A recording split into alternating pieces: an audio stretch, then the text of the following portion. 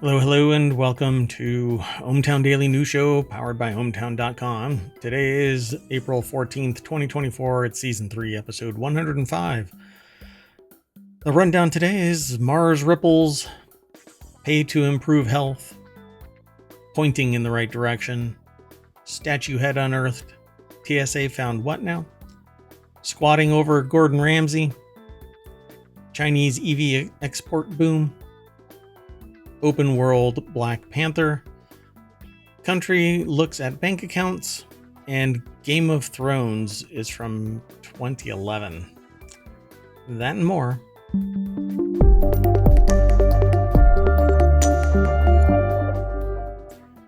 All right, everybody. I am Mayor Watt, and all around me is the sentient AI from the future. Good evening, ohmTown citizens. So we've already got all 10 of the articles all set up. So let's see if we can get this done. Hopefully you come and join us over here in Twitch, twitch.tv/ohmTown. If you can't make it here, then download it via the podcasts that, well, you just do a search for ohmTown and you'll find ohmTown. We're going to be adding 2 more Monday. On top of that, you can also get all of the shows and everything that has been done in ohmTown over at YouTube. Just go to youtube.com/ohmTown and you'll find ohmTown. That said, let's get right on into it. And I am going to get rid of the transitions. So let's try this. First article is over in Technology Today. New theory may have solved the fascinating mystery of sand ripples on Mars. Common causes of the potential to overturn previous understandings. Sand ripples are fascinating. They are symmetrical, yet wind, which causes them, is very much not present on Mars. So there is apparently storms of some kind, but let's see what they actually say over here at scitechdaily.com. Ben Gurion University of the Negev is the author of this. And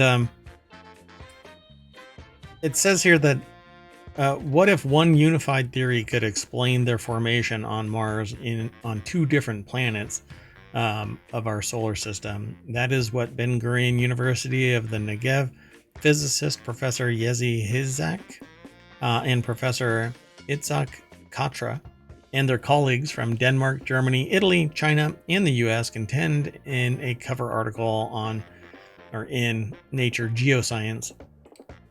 So, several sizes of waves in the sand created by the wind in the Namib Desert. You can see down the dunes, small straight waves formed in fine-grained sand and larger mega waves covered with grainy coarse sand. And the coarse sand is grayish while the fine sand is reddish. So you can kind of see how it changes. And so you have the same thing apparently happening on Mars. So how is that actually happening? The prevailing theory proposed since then, which is the Curiosity rover 2015, showed 2 distinct patterns: large ripples, meter scale, and shorter impact ripples called decimeter scale.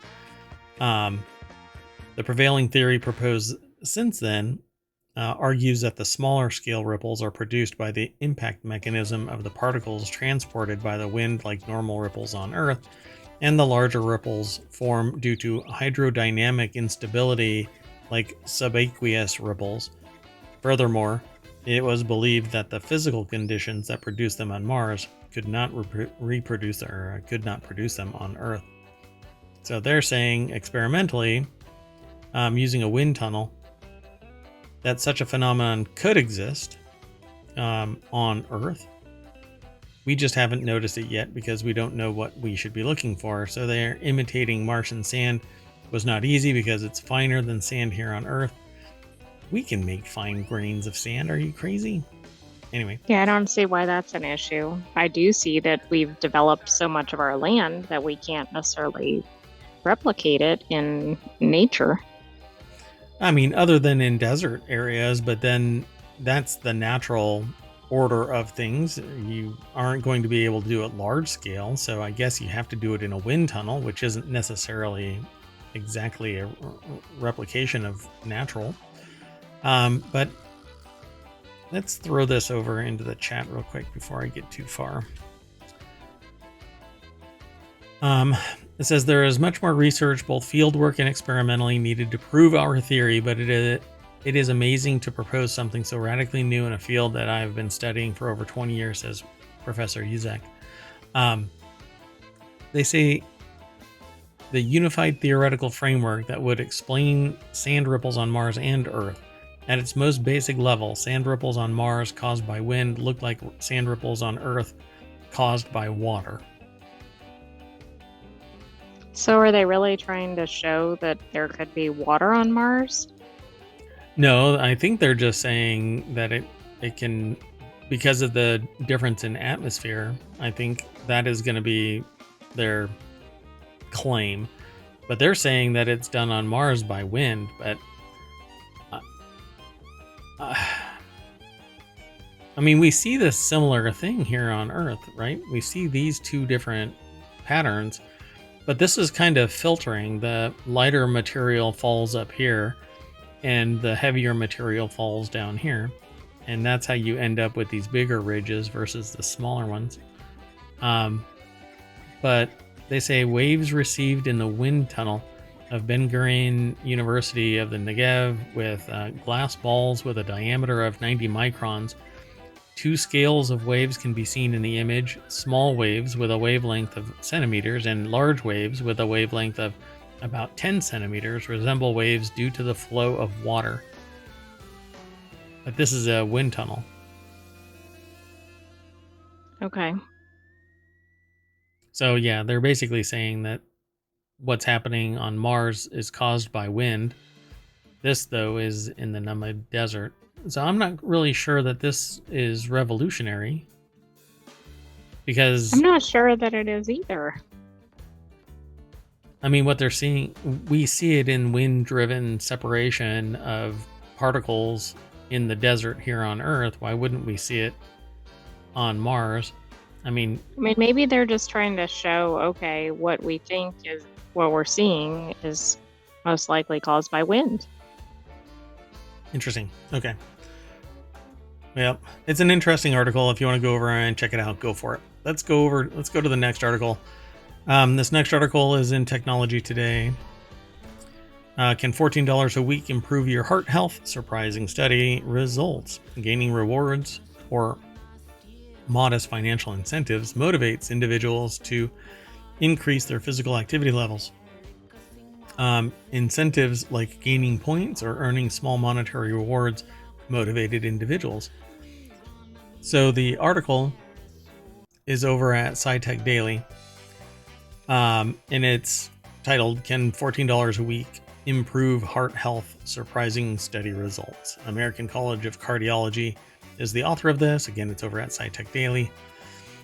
And I've heard of similar studies where there's a financial gain at heart to see what somebody does. I'm not surprised by this in the least. It says this finding, presented at the American College of Cardiology's annual scientific session, revealed that the study achieved its main goal by demonstrating a statistically significant rise in the daily step count of participants from the beginning to the end of the 12-month period, one of the largest and longest duration randomized trials of a home-based intervention to promote physical activity. Their findings show that interventions based on techniques from behavioral economics can achieve and sustain increased levels of physical activity in a population with at-risk factors for cardiovascular disease, and could be another tool to help reduce cardiovascular risk. So they said, can we pay you to be active? Well, and I'm not surprised that this can incentivize exercise. I guess the question is, who's going to pay for it if they're going to try to roll this out wide scale? So it says here, $14 a week. I don't know, pay $15 in somebody's paycheck and they have to show their steps. But you know that there's going to be some dipshit out there that ties their step tracker to their dog and they turn in 10,000 steps every other day, or every day. Yeah, I didn't think about that. Yes. There's Every always hour. somebody that abuses it. So it says Be Active study enrolled 1,062 people with a median age of 67 years. What? Okay, it must have been a study of age 66 to 68. My gosh. 1/3 had a household income of less than $50,000 a year. All participants either had cardiovascular disease or were high risk for it. Every participant received a fitness tracker worn on the wrist that automatically uploaded their daily step counts to a secure website. Hell, just have them run inside a GM vehicle and they'll report the daily activities to data brokers who will then sell it to insurance companies. I mean, why not? Your data's out there already. Maybe too soon. So at study entry, participants' average daily step count was about 5,000. Each participant was asked to choose whether their goal was to increase their daily step count by 33, 40, 50, or at least 1,500 steps more than their level at study entry. Previous studies have shown that when people choose their own goal, they are more likely to achieve it. Oh, really? That's interesting. So New Year's resolutions pretty much invalidate that claim. Exactly. But I think that's because I've read things about like resolution versus goal. I mean, to me, they're the same thing, but those are routinely lost and they're set by the participant. Yeah. Participants assigned to the financial incentives group receive $14 in a virtual account each week. Every day they achieved their goal step, their balance was unchanged. Every day they didn't meet their goal, it was reduced by $2. And the fourth group received both the gamification and financial incentives interventions. All participants in the three intervention groups received daily text messages noting that they did or did not meet their goal the previous day and encouraging them to keep trying, like scanning your lottery ticket and being told loser repeatedly. Yeah, again and again. Of the a total of 954 participants completed the entire 18-month study. At 12 months, compared with the control group, mean daily step counts for the participants in the gamification group increased by 538 steps more, and in the financial incentives group 491 steps more. So for those though who got both, you could almost combine both. They got 868 steps more than the control. For the group that got both interventions, both financial and gamification. Huh. That's pretty awesome. I really like that. So at the 18-month follow-up, the group that received both interventions was the only intervention group that had statistically significant greater daily step counts compared with the control group. So, yeah, I don't know. Maybe that particular group was influenced by gamification quite a bit, Exactly. I thought it was interesting because the study seemed to do several different things. Even just the reminders and the encouragement. It would be interesting to see it like with no other things occurring. What would the results have been? No mayonnaise. So in all three intervention arms, we observed an increase in daily steps out of 10% more, or of about 10% more than the control. That seems really small, but when you're looking at the median age of 67 years old, maybe that's not. Well, it also says that this was all, of course, voluntary enrollees, which is not surprising, but that's not necessarily indicative of the whole population. Yep. So there is a paper on this called Effective Gamification Financial Incentives, or both, to increase physical activity among patients at high risk of cardiovascular events. The Be Active Randomized Controlled Trial. Dun, dun, dun. So good on them. They found something that actually moved the needle and was demonstrable. Now do it again and again and again and again. And a larger and broader patient population. Yeah, that would be great. And you know what? Try not even an at-risk group. Just give everybody $15 and see if they all do 10% more. All right, let's keep going though. This next article is over in ohmTown Daily, and I titled this "Pointing in the Right Direction," but what I really wanted it to say was "Pointing in the Right Direction," pointing the right end in the right direction, because at the end of the day, yeah, they should have known, but the bang bang part was pointing in the right direction. Okay. Well, I mean, I guess that's something. So the article is titled "Navy Warship Commander Mocked for Holding Assault Gun with Scope the Wrong Way Round." Assault gun is inflammatory, but all right. The simple fact that it was a warship commander, I think, probably is the main thing that's quote unquote triggering people. Har har.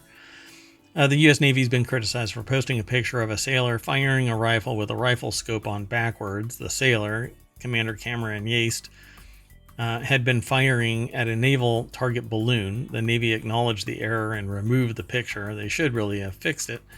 Why that scope was on the wrong way, nobody... Okay. The moment I saw this, I was like, oh, God. The photo looks funny. So the article's over at Business Insider. Cameron Manley is the author. And, you don't look into the thin part.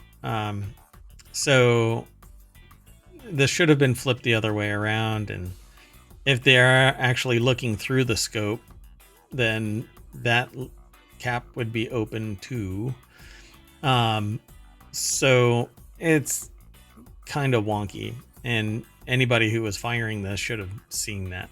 Literally. But here's the real kicker, the thing that threw me. I'm like, okay, maybe they set this up just to demonstrate it, right? But no, this thing was actually firing, because right there are two ejected casings. Those are that's where all the stuff goes, and at the end of it is the bullet itself. These are just the shells. So yeah, this thing was actually being fired with this down and in the wrong direction, and I'm just glad that he's pointing this in the right direction. Anyway, in an image posted to Instagram, which has since been deleted, they were holding the weapon in the right direction, but the scope was attached incorrectly. So there's some private out there that's probably getting keel hauled. A sailor, and let me say sailor because you got to give them the right rank. But and if you don't know what a keel haul is, by the way, it's when you tie somebody to the bow of the ship and drag them all the way from the front of the boat to the bottom to the back of the boat underneath the water. Okay, hopefully none of that's happening. So in the statement, U.S. Navy said, "Thank you for pointing out our rifle scope error in the previous post. Picture has been removed until EMI is completed." So they're going to fix this, and then they're going to put it back up. So EMI means extra. Go ahead. I think that's a little embarrassing. It's not like we're going to fix the picture. Sure. It's like we're going to train people how to hold a rifle. Sure. Somebody's peeling potatoes right now in the kitchen. Yeah. That's okay, though. I think this is enough for that. It's just bad that the person did not notice it. If it really is that person firing, a commander is firing it.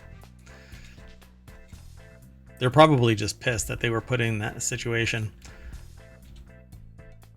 Okay, so the next article is over in ohmTown Daily. Beautiful statue's head unearthed in thrilling ancient city find.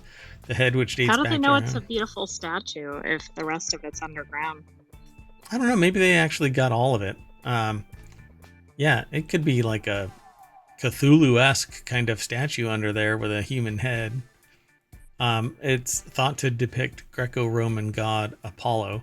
So if you just throw out there Greco-Roman god, you're probably expecting to see thrilling and an amazing statue. So let's go on and look at it. I don't think this has anything to do with it, but Archaeologists have uncovered the beautiful head of a marble statue thought to depict an ancient Greco-Roman god. A team led by Natalia Palou of the Aristotle University of Thessalonica.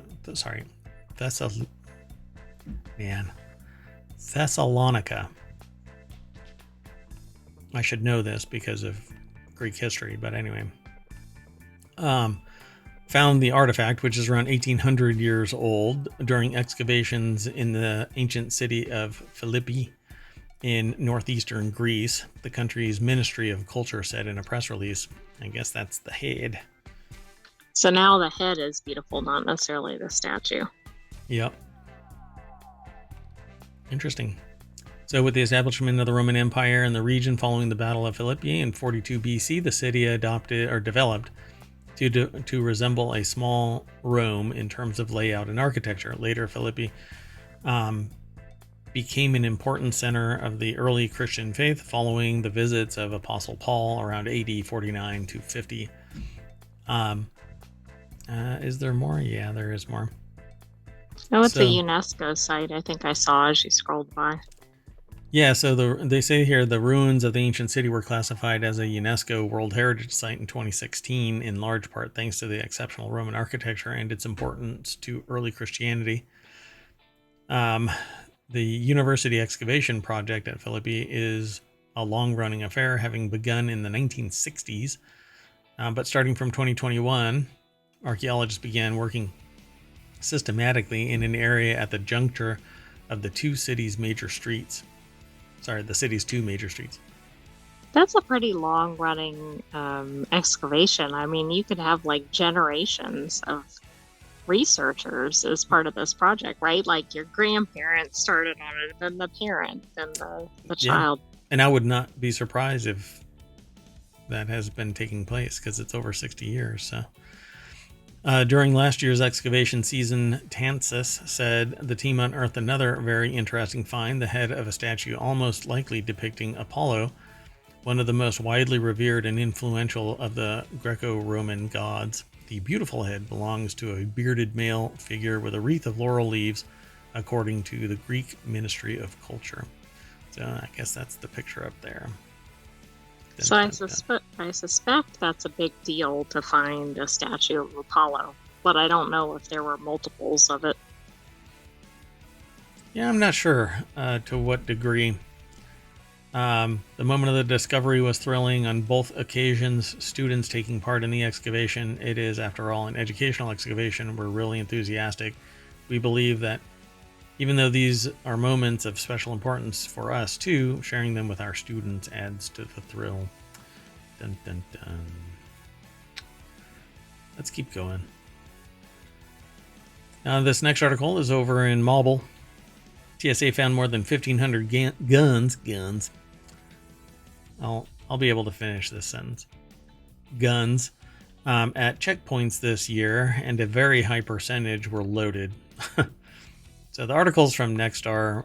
It's actually posted over at The Hill. And yeah, they've found over 1,500 loaded, well, some of them loaded, but guns in the checkpoint. So what the hell is going on? For every million... and how many are actually going through, right? I mean, are they finding 100% of them? Yeah, man, if it's anything like food inspections, yeah, there's a lot. More promising, according to the TSA, is 2024's lower rate of firearms found per passenger. All right.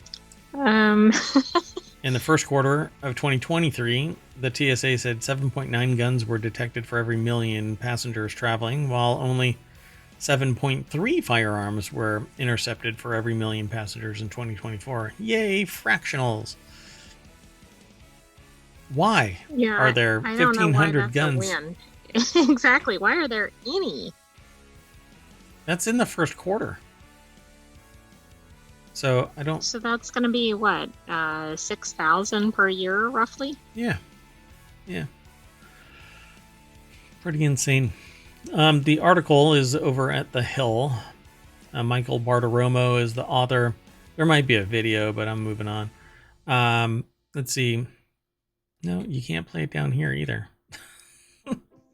Perhaps the most shocking statistic included with Thursday's news releases was there a percentage of intercepted firearms that were considered loaded. According to the TSA, a whopping 93% of them in Q1 of 2024 were loaded, the same percentage during the same quarter in 2023. It says it's worth noting that TSA considers a firearm loaded if the gun and ammunition are both accessible to the passenger.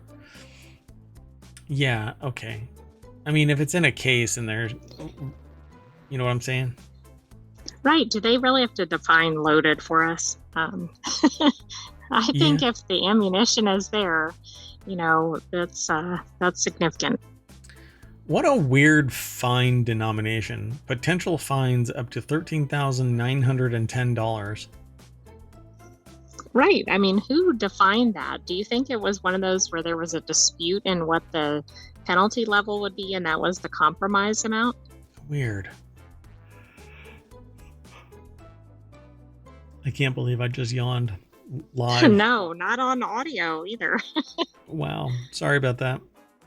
So the top 10 airports for firearms discoveries in the entirety of 2023, however, have been previously identified by the TSA. They include 3 airports, Texas, 3 in Florida. 3 airports in Texas, 3 in Florida, and 1 each in Arizona, Colorado, Georgia, and Tennessee. All right. I don't know. It says the TSA does not confiscate any firearms, but rather contacts local law enforcement officials to deal with offenders, some of whom may be arrested and face criminal charges. Then it says fines as high as $14,950 or more for repeat offenders, but that sign up there says $13,910. Why do they allow people to travel that have done that previously? Or at least have done it multiple times? Like maybe it's accidental once. That's downright un-American what you're saying right there. I'm not even going to touch that comment. Let's move on. So the next article is over in ohmTown Daily. Squatters have taken over Gordon Ramsay's restaurant in London and are threatening legal action. That's right. They're squatting on Gordon Ramsay. Does he have like a Michelin star or anything? Maybe not. I mean, I'm sure this is really good for, well, I don't even know what this means. Is the business completely defunct then? I don't know. Squatters are residing in one of Gordon Ramsay's restaurants in London. The squatters hung a legal warning on the restaurant's window, arguing their right to remain. Local authorities told Business Insider they're aware of the situation and will take action when appropriate. So 6 people are residing in York and Albany, an eatery connected to the eponymous hotel in Camden Town. According to The Sun and BBC, York and Albany is temporarily closed while Ramsay, 57, finalizes a new lease, The Sun reported. So it's unclear when the squatters first arrived. So they moved in when it was right under construction or whatever. Between management. Wow, interesting. Hey, you gotta keep an eye on your business, apparently. Apparently, you gotta have somebody paid by the business to squat there prior to somebody else squatting there. Lauren Edmonds. I think it's funny that they put up a sign. Yeah, we are squatting. No, get the hell out. That's not yours. I mean, if it's not under the lease by Gordon Ramsay, then it's by the property owners that actually own it. So how can anybody be squatting there? I don't get that. Anyway, Business Insider is the source and Lauren Edmonds is the author. I wonder, because I'm starting to And I don't know what the squatting rules are in the UK. Yeah, like here in the States, depending on the state, and it is dependent on each state, really, the squatting rules are pretty straightforward. If you don't own it, stay the hell out of it. Others are, well, if nobody's occupying it, then move right on in, apparently. Right. And in some cases... It's an Airbnb. I was going to say, particularly Airbnbs, apparently if you move in there, you can stay as long as you want. You can just not leave. And therein lies, meal delivery services. Deliver my pizza. So it's unclear when the squatters arrived. They were made aware on April 10th in Regent's Park, where the restaurant is located. Apparently that's it. So I don't know how you live, how you squat in a commercial property with impunity. I've heard of certainly trespassing, but I do think this is the first time I've heard of somebody squatting in a commercial property, right? It's normally in a residential. So they posted a sign that says, "Take notice that we occupy this property and at all times there is at least one person in occupation. That any entry or attempt to enter into these premises without our permission is therefore a criminal offense, as anyone who is in the physical possession is opposed to such entry without our permission." Except that you don't freaking own it. That's so weird. The notice reads, "LASPO does not apply," referring to the 2012 Legal Aid Sentencing Punishment Offenders Act, or LASPO. Occupying a non-residential building is not a crime, so the squatters are claiming the law allows them to be there. This is really interesting. Occupying a non-residential building is not a crime? I wonder what's going to happen to LAPSO in the next 6 months. Yeah, it's so weird. While it's unconfirmed what the group intends to do with the space, BBC reported that 2 Instagram accounts, Autonomous Winter Shelter and Camden Art Cafe, have described it as a new squatted community space. Quote, "Pop down to a new squatted community space in Camden," a post's caption read. "Come on down and say hi. Grab some food and a coffee on our first open day, or day open tomorrow."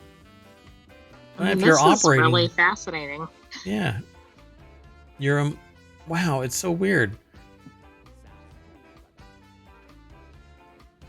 Wow. And not what you normally expect with somebody squatting.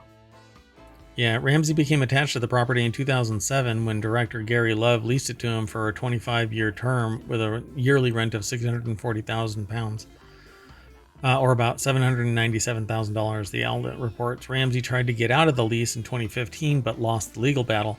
The property was listed in late 2023 with a guide price of $13 million, or more than $16 million US dollars, 13 million pounds, according to the outlets.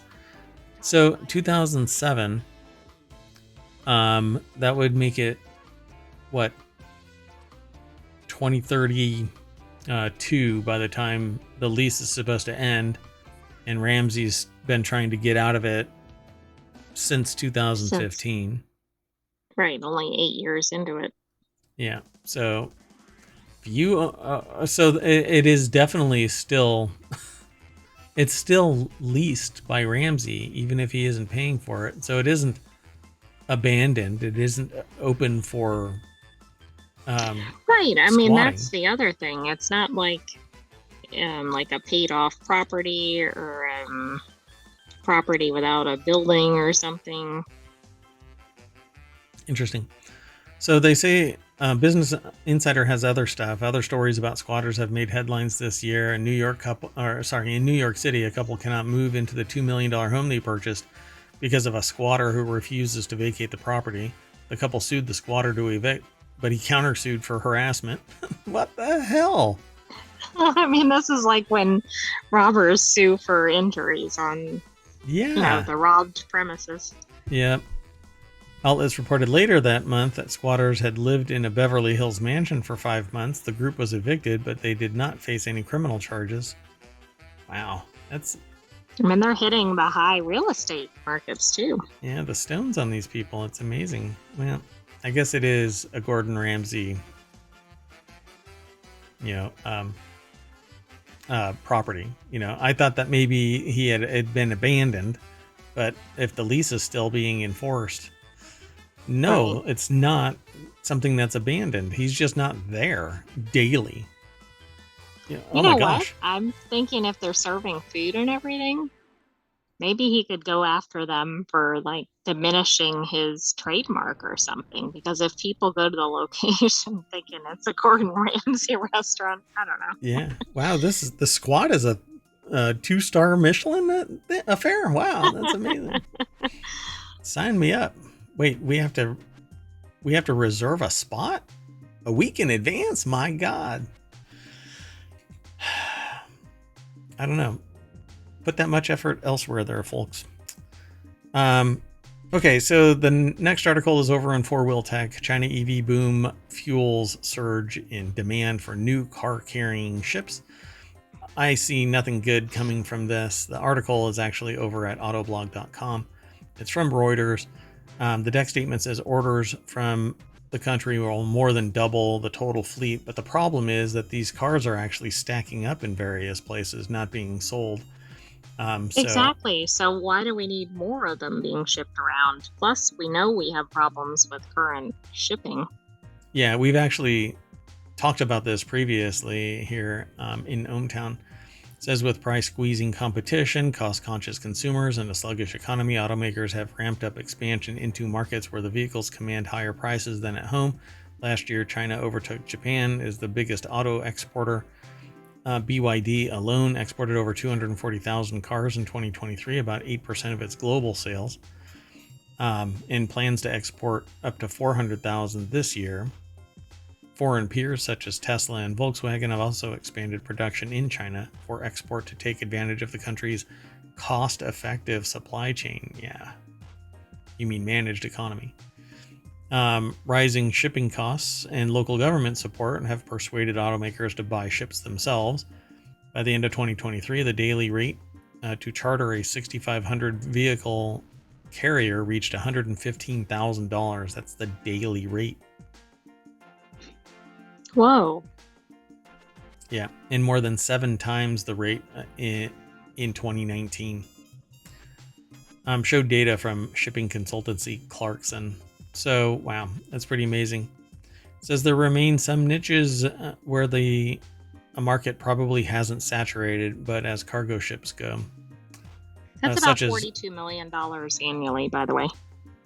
For one ship. Mm-hmm. Yeah. So if it's always trucking, this thing is, well, I think like these ships are costing $1 billion or something like that to make. So, no, that's just the usage rate or whatever. Yeah, that's right? To keep it operating. That's the lease rate. Well, like if you're chartering constantly, I guess. Yeah, if you're constantly chartering it, then you're making $42 million or something like that a year. Which, I don't know how much these ships are actually costing. You know, now I'm gonna have to go look it up. But anyway, my understanding in our conversations about this historically now have shown that the ships the vehicles are being sent to other countries, but they're not actually moving from the port. They're stacking up like this. Right, and in fact, in Europe specifically, I think it was Chinese EVs, yes, were stacking up at European ports. Yeah, exactly. Interesting. Well, let's keep going. The next article is over in Warcrafter's job listing for Black Panther game hints at open world. I don't know. Without putting too fine a point on this, I think that Marvel's run at fame has diminished considerably post-pandemic, post-strike. I think people. I think there's Marvel burnout. Yeah. So the recently announced Black Panther game in development at EA may be open world, judging from new job listing posted for the title. Given the amount of open world fatigue some gamers have experienced in recent years, this aspect of Black Panther could prove divisive if done poorly. But I think Marvel is no longer marvelous. GameRant.com is the source. Ediz Gunner is the author of this. The deck statement says the upcoming Black Panther game from EA's newly created studio Cliffhanger Games could be open world, according to a new job listing. By the way, is Game Rant associated with Screen Rant from the Continuity Report, or are they distinctive? Not that I know of, but I haven't done a dive into the website. So, I guess Black Panther is coming in game form, and they're saying that this article is saying that it's going to be an open world experience, but I just don't see it. I really don't. I wish I could say, like, I even think that Spider-Man is starting to wane, but again, maybe it's just my perception. But I do know that there's a lot of articles that are still talking about Spider-Man. There's a few that are in other of our shows. When you go looking for Spider-Man in ohmTown, for instance, you'll see a bunch of articles. But open world really doesn't matter. The world building and the story around the open world is what really matters. You know, people will play a Black Panther side scroller if it is compelling in story and has great graphics and sound. Open world, though, I don't think there's enough there. But maybe it'll be a small but open world. Right. And I'm sorry, I said burnout, but I think it's more like fatigue or something. Yeah, I would take either of those. Yeah, you're right. Not, and it's not just Marvel. I think it's Marvel and superheroes in general. I think that a lot of people are just kind of burned out altogether. So it says potentially means games like Black Panther may not be followed up with sequels. Even still, many fans will likely be anticipating Cliffhanger's upcoming title with great interest. But we'll see. We'll see what happens. If they price the damn thing at $70, or it's an online game where the only way you can play it is through a central server, StopKillingGames.com is a legit site fighting this trend where you have to be connected online to some remote server, because all they have to do is kill it and you're no longer in the online world. You may be able to play it locally, but for the most part, nothing. But go over to that website to check it out. But this article here is just kind of hinting that Cliffhanger Games is going to make a Black Panther open world. Yeah. Well, I do think there is quite a following around Black Panther, particularly from Marvel. But I still think, I don't know, unless it's really attractive price-wise, it'll be interesting to see if it's adapted. Sorry for the noise. Yeah, we'll see what happens. Okay, let's keep going. The next article, Doink, is over in the Mobile Channel. This country will require Americans to show their bank statements to visit, and this article attempts to explain why.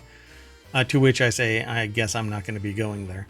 Because there's no way in hell I'm going to allow somebody to see my bank account. I have to admit, I did read the first line of this, trying to figure out which country it was. Because, yes, I don't think that's exactly inviting tourism. Yeah. If you want to travel to Brazil next year, you'll need to share your bank statements with the South American nation first. Travelers from the US, Canada, and Australia will need to obtain a visa before entering the country, beginning April 10th, 2025, according to the Brazilian government-authorized website. To complete the visa application, visitors must provide proof of income by showing the last 3 checking or savings account statements or their previous 6 pay stubs. Kiss my ass. If you don't I really have don't like that. That's a lot of data being collected. If you don't have at least $2,000 in your bank account, you'll need a sponsor, typically a friend or family member. If you don't have at least $2,000, you're not going to be able to afford to travel anyway. Yeah, pretty much. Ashley Jackson over at thehill.com put the article together. Yeah. Is there more to this? I don't know. The other requirement. See, but you may be working for somebody that's putting all of this together. You know, you're taking a trip to do whatever, and just because you're living, you know, paycheck to paycheck, and you don't have $2,000, you're still an employed person. It doesn't say anything about the character. There's billionaires out here in the world where I wouldn't want to share a beer with them because I don't like their ethics or moral compass or character. Hell, oh my gosh. Start making a list. It says, while this may seem overwhelming, the U.S. has similar requirements for Brazilian citizens who want to travel to America for tourism. To obtain a U.S. visa, Brazilians must have a valid passport and pay a $185 application fee. They may also need to schedule a visa interview, documenting the Yeah, okay, purpose. but are you not seeing, like, I'm not seeing bank statements in here. Outlining the purpose of their visit and their ability to pay for their entire trip. What does that mean? Well, I agree. Like, that one maybe gets into that territory, but maybe it's a statement like, I can pay Yes. for this trip. Check. Yeah. Look, I'm here. And it's a round Right. trip flight, so I guess I'm getting the hell out of here. So the U.S. State Department said Brazil's visa requirement was supposed to be reinstated this April, but was once again postponed. It was initially postponed in October, then again in January, according to Associated Press. So it's going to happen. Stays are So I restricted. think if you want to travel to Brazil, you probably should be thinking about doing it now. Hell, watch them initiate that, and you can't leave without. Like while you're in country, yes. Yeah. People looking to travel to Brazil should also exercise increased caution during their visit due to crime, the U.S. State Department urged in a travel advisory reissued back in October 23. Yeah, traveling to areas within 100 miles of Brazil's borders, like, are with Venezuela, Colombia, Peru, Bolivia, Guyana, Suriname, I mean, that's French like Guiana, everybody surrounds Brazil, isn't it? Paraguay. It's like you can only get into the center of the country, but then do not circumnavigate the country or whatever. Maybe that's not the right term, but yeah. Don't go near that fence. Wow, that's wild. You know, this is really good tourism Sure. marketing, right? Like, what does the poster say? We're going to take all your bank account information and you cannot go around the country. Yeah, don't do any of this. All right. Let's keep going. The last article, doink, for ohmTown Daily News Show is over here in the Marble channel. 10 years ago, Game of Thrones gave Joffrey what he had coming. I'm only throwing this in here for one reason. I cannot because believe. It says loved. Sorry. It says back in its heyday, Game of Thrones loved killing off characters. Whether they were sad, hilarious, or kind of dumb, those ends have been memorable in their own ways, the mark of a good show filled with great characters. And who can forget the death of Jack Gleason's Joffrey Baratheon, one of the show's most disliked characters, but he was poisoned. So the article's over at Gizmodo. Justin Carter put the article together. I'm not even going into the article. The only reason why I brought this up is that it says 10 years ago, Game of Thrones gave Joffrey what he had coming. But Game of Thrones kicked off in 2011. So 13 years ago was when Game of Thrones took off. And I thought that it was only a few years ago. Well, I mean, everybody blames the pandemic for like the time lapse issue, but that doesn't really account for that whole time frame, of course. So let's say you had a kid right when Game of Thrones launched. That kid is heading towards high school now. Time has zipped by since Game of Thrones era. Yep. Oh, that's really bad. I didn't want to see that. Anyway, there you go. I just wanted to draw attention to the fact that the show is. I mean, doesn't it seem like you've seen headlines about Game of Thrones like pretty recently? Yeah, it seems to always come back. But I just wanted to say that this show is making me feel old. And that's it. All right. Well, everybody, we piled back into the party bus and raced down Main Street.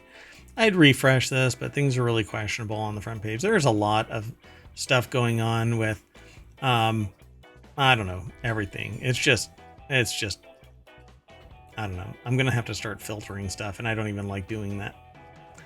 At any rate, and I tried to promote one of the other videos, and it was denied because, like that last Hill article, this source tends to have political stuff all over, and they nix it.